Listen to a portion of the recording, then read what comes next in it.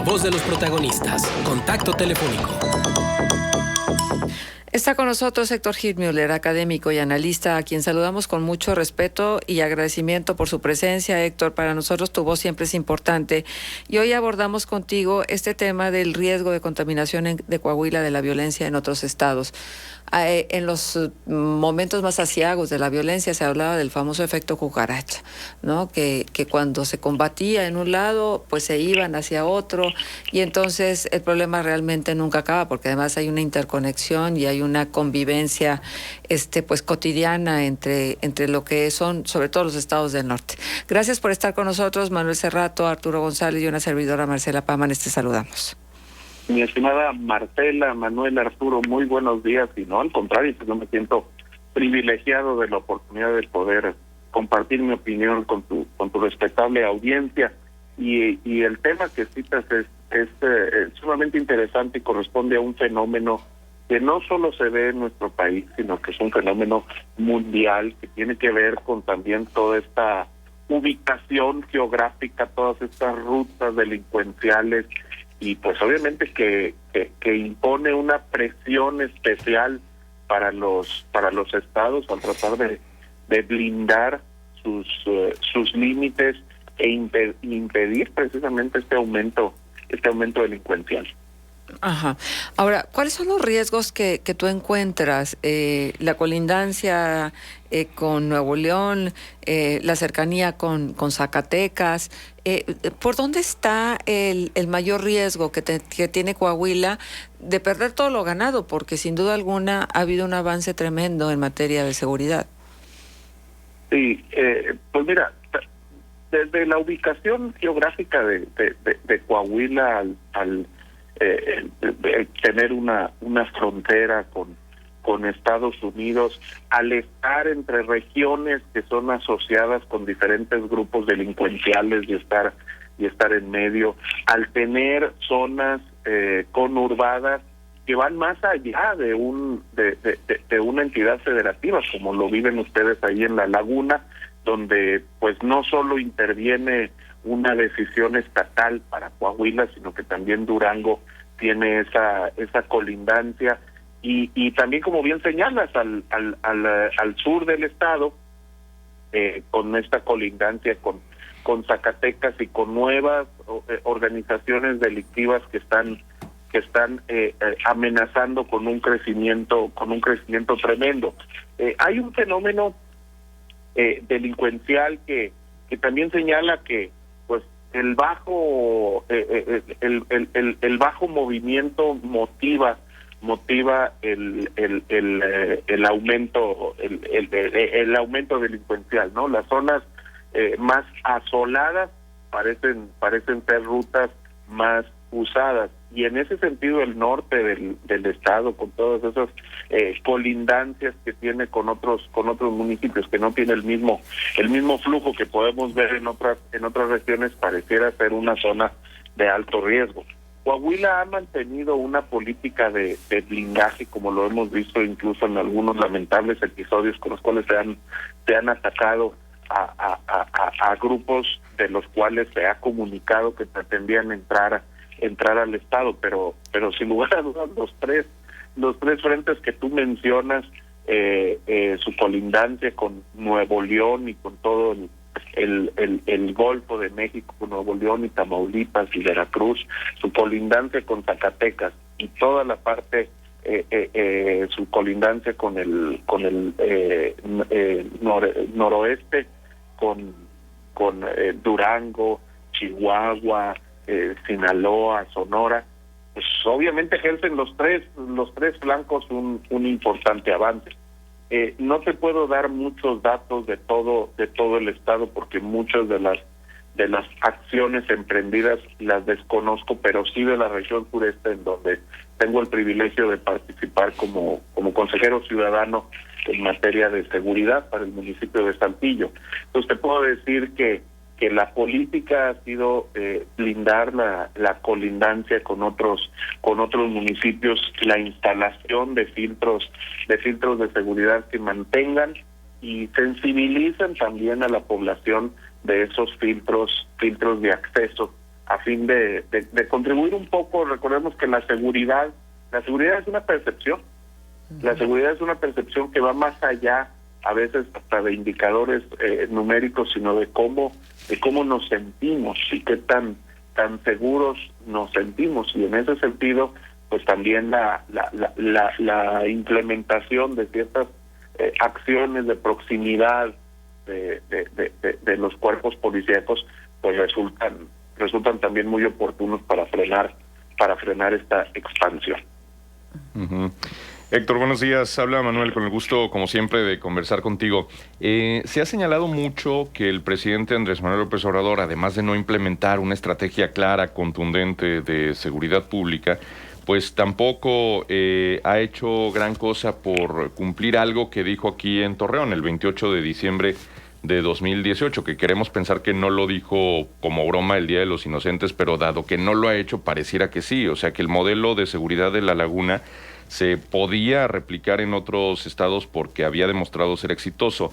Que qué bueno que el presidente lo ha mantenido. Digo, eso es algo que se resalta también, de que no se ha modificado algo que efectivamente ha funcionado, que es este modelo de mando especial para La Laguna, pero evidentemente no hay instructivos, no hay recetas definitivas. La realidad de cada región debe explorarse para de ahí construir un modelo propio. Pero ¿qué tan difícil es tomar el ejemplo de regiones como esta, que afortunadamente se logró pacificar, e implementarlo en otros sitios? Porque pareciera ser que la situación en Zacatecas, pues como que se está dejando pasar simplemente a que la propia dinámica delincuencial haga que se atenúen los hechos de alto impacto. Totalmente, mi estimado. Mira, el problema más bien el desafío de cualquier implementación de modelos de seguridad tiene que ver con la voluntad y con la colaboración. México es un país cuya estructura policial, cuyas corporaciones policiales han estado siempre divididas en niveles, en mandos, en jerarquías, y eso dificulta la existencia de diferentes cuerpos policíacos, que no se responda a un solo mando, que se requiera esa colaboración. Pues eso es lo que a veces impide. Y aunque el presidente ha mantenido una agenda de muchas reuniones en temas de seguridad, pareciera que la responsabilidad directa sigue estando conferida a las entidades federativas. Uh-huh. Y que es cada estado, porque ya no solamente a nivel municipal, sino es cada estado el que tiene que gestionar la colaboración, el que tiene que gestionar la coordinación y el que tiene que implementar algo acorde a sus características. El éxito del modelo de la Laguna, cuyos resultados afortunadamente y gracias a Dios podemos disfrutar, pues se debió a una combinación de muchos factores, una participación de múltiples sectores, no solo con la ciudadanía, sino también con todos los niveles de gobierno, y responde también a una posición geográfica que tiene La Laguna, con toda su conectividad, con todas sus zonas de contacto. Ese modelo puede adaptarse y trasladarse a cualquier región, pero mientras no se tenga esa colaboración, mientras no se tenga esa coordinación, no se tenga esa voluntad, que al final de cuentas para colaborar, el piso es la voluntad de colaborar, ¿verdad? Uh-huh. La voluntad de participar, y lamentablemente pues a veces hay intereses que se oponen a esa voluntad de participar, y pues eso dificulta cualquier esfuerzo. Uh-huh. Dificulta cualquier esfuerzo. Entonces, pareciera que el gobierno federal, pues lo que está buscando en materia de seguridad, pues son más bien reuniones informativas que ejecutivas o verdaderamente operativas. Y mientras tanto, pues los estados siguen padeciendo de este lastre de una manera que puede ser sumamente rebasado, ¿verdad? Recordemos, pues ustedes lo vivieron muy de cerca con lo que pasaba en su momento en Durango, en el cual la inseguridad pues rebasó cualquier acción. Entonces, pues evitar eso es una cuestión que debe involucrarnos definitivamente a todos. Uh-huh. Sí, ayer platicábamos con Marielena Morera de Causa en Común, presidenta de Causa en Común. Le preguntábamos si este podría ser un sexenio fallido en materia de seguridad pública o un sexenio desperdiciado en ese sentido, y ella nos decía que además un sexenio donde se había retrocedido años en ese asunto, porque además el desgaste que está teniendo el ejército con más de 200 atribuciones que se le han asignado. Sin embargo, vemos que en estados como Coahuila parte de ese blindaje pues ha participado activamente el ejército, la Guardia Nacional, es decir, no es que las corporaciones federales abandonen del todo a las entidades que están implementando acciones u operativos. Entonces, hay esta suerte de dualidad, Héctor, en cuanto a las percepciones de que si el gobierno no le entra como le debería entrar, pero sí vemos al ejército y en algunos estados a la Guardia Nacional colaborando. Sin embargo, pues no necesariamente es la constante en todo el territorio. Claro. La nobleza de las instituciones, ¿verdad?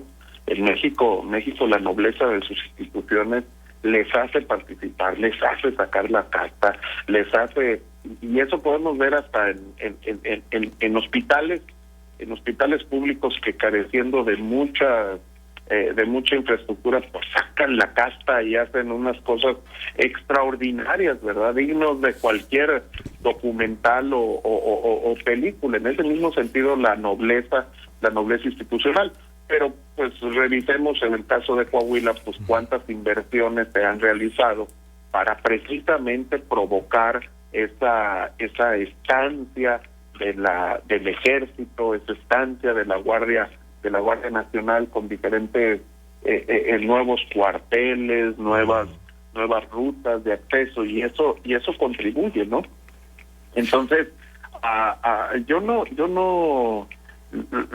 yo creo que más bien es una cuestión estratégica de aprovechar y ubicar ese apoyo. O sea, a final de cuentas, las instituciones, sean federales, sean estatales, pues hay un amor por la patria que nos hace arriesgar la vida en ese sentido. Pero si no se solidifica esto en una estrategia que verdaderamente vaya avanzando, pues difícilmente se va a alcanzar.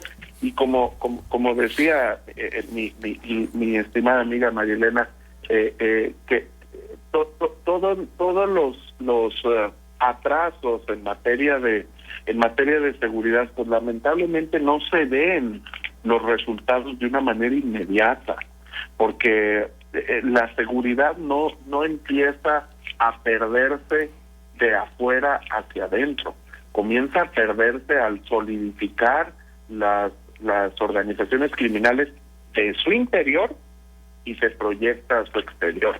Entonces, así como a veces los problemas económicos se perciben tiempo después de padecer la maquinaria, o sea, hoy todavía vemos algunos índices económicos que se atribuyen a un 2020 de pandémico, pues también así en materia de seguridad puede pasar un buen tiempo hasta ver los efectos de una mala decisión.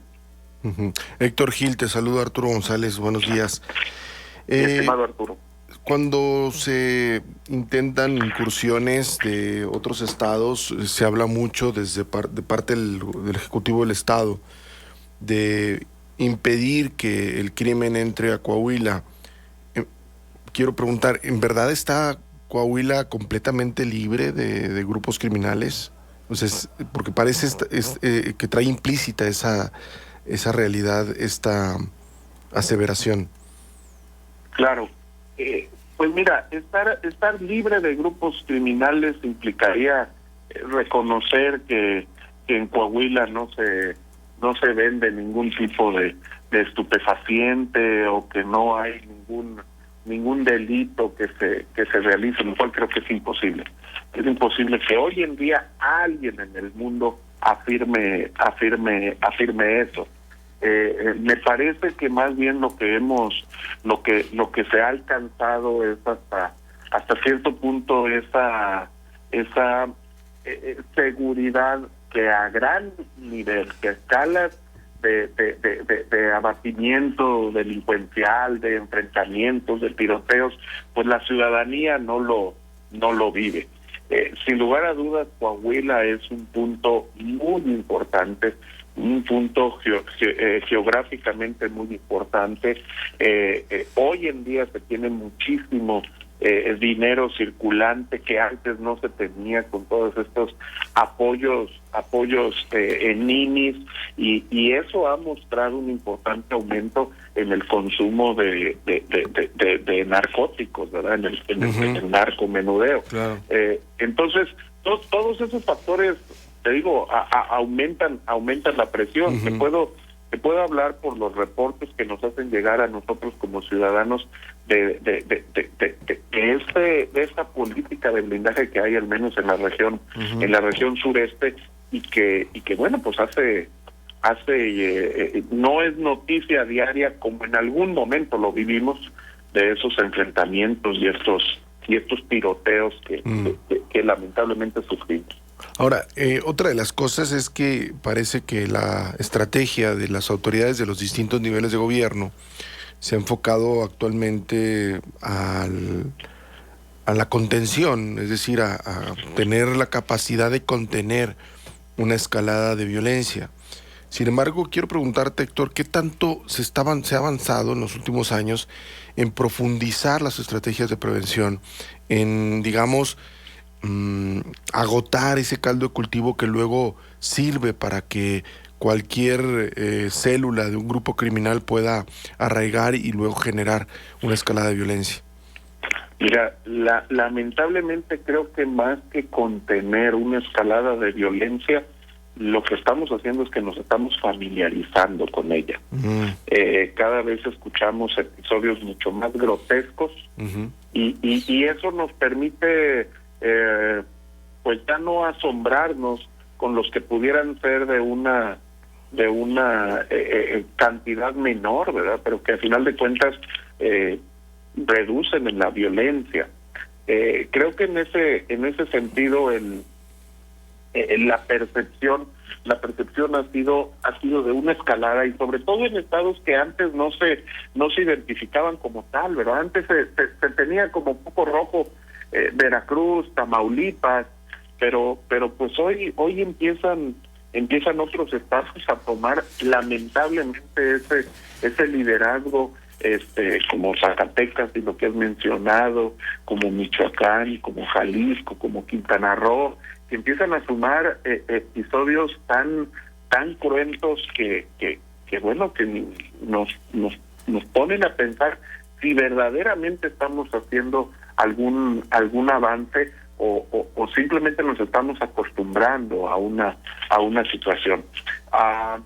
La comunicación que llega no tiene un nombre y una estructura estratégica de combate a la delincuencia. Entonces, mientras no se vea esa estrategia, pues difícilmente un mensaje de comunicación pudiera llegar a la ciudadanía.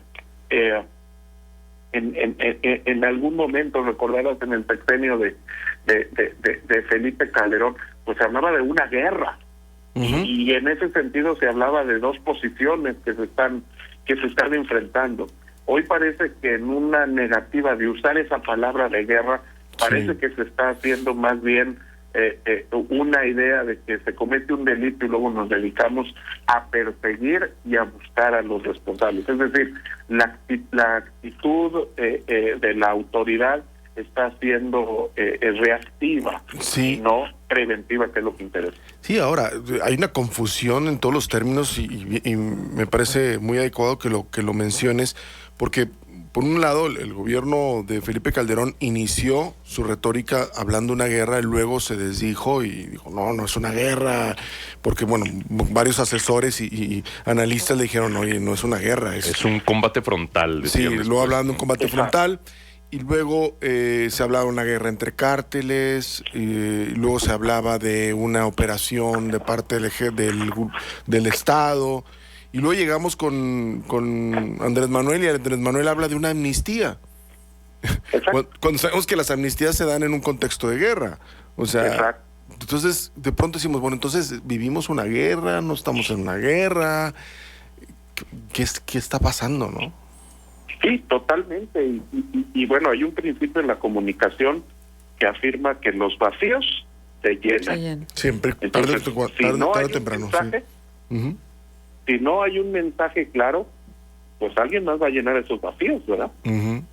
Y entonces va a empezar a asumir esos conceptos de tolerancia, de simpatía, de empatía, y creo que eso no beneficia ante una situación de inseguridad en donde, pues mira, cuando lo único que nos da seguridad en nuestro entorno tiene que ver con los límites. Cuando se borran los límites de la vida, perdemos seguridad y perdemos velocidad. Entonces, si tenemos una crisis de inseguridad, lo que tenemos que trabajar es con los límites. ¿Qué es lo bueno y qué es lo malo? Nos está afectando tanto relativismo, que las cosas sean malas, pero depende, ¿verdad? En determinadas circunstancias pueden ser buenas. Entonces, lo que necesitamos es trabajar sobre los límites, y la ciencia que estudia los límites, la competencia humana que estudia los límites, es disciplina. Mientras no tengamos disciplina, no podemos fortalecer los límites y la situación de inseguridad va a seguir prosperando. Entonces, el mensaje tiene que ser claro y tiene que ser contundente, ¿verdad? Aplicación de la ley, disciplina, y no una tolerancia que se pudiera malinterpretar en una pasividad. Muy bien. Pues Héctor, como siempre, el agradecimiento por tu presencia con nosotros y por compartir tu reflexión y análisis sobre este tema tan importante, el tema de seguridad. Al contrario, muchísimas gracias, y para mí es un honor poder conversar con usted. Gracias, Héctor. Bien, estuvo con nosotros Héctor Gil Müller, académico y analista. Vamos a seguir con la agenda, son las 8 de la mañana con 30 minutos. Estamos esperando por ustedes. ¿Considera que las autoridades locales hacen lo suficiente para blindar a la región y al Estado contra la delincuencia? Bueno, y cuando decimos locales nos referimos a las estatales y por supuesto lo que pudiera contribuir la Policía Municipal. Vamos a la pausa y regresamos. Contextos. El programa líder